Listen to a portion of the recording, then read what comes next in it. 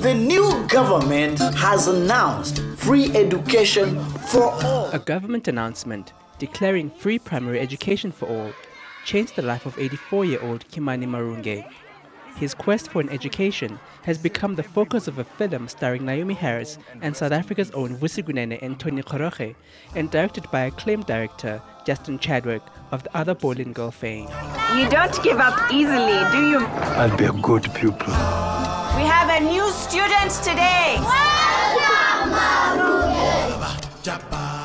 We caught up with the famed director during his recent visit to South Africa and spoke to him about the film.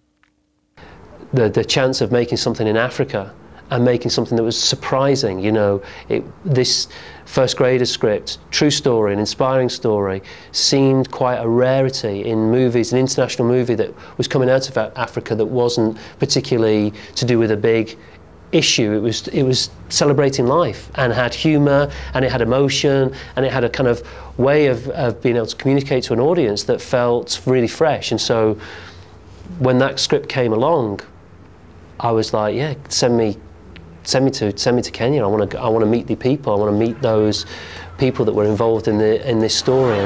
Go home and rest in peace. I'm not dead. On meeting Kimani Marunge in Kenya, Chadwick said he was amazed at his humility and youthful spirit. So we spoke very loud.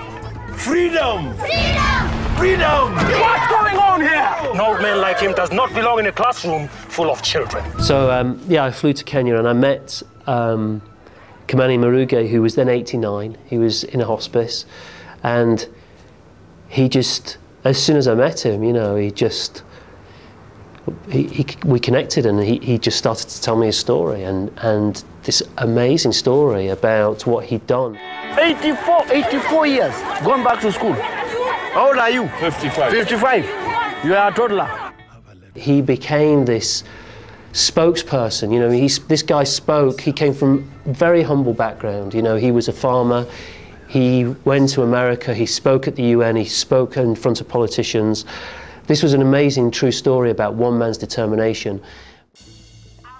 The first grader has received critical acclaim at several international film festivals, with renowned movie critic Barry Ronger calling it the best film about Africa and its people he has seen in decades.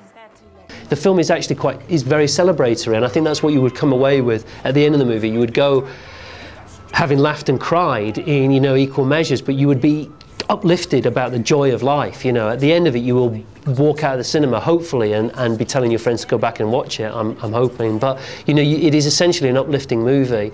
But at the same time, it does deal with the past, and it does deal with the children's sensibility in the film was very key to kind of being able to craft the journey of Marunge. We have to learn from our past.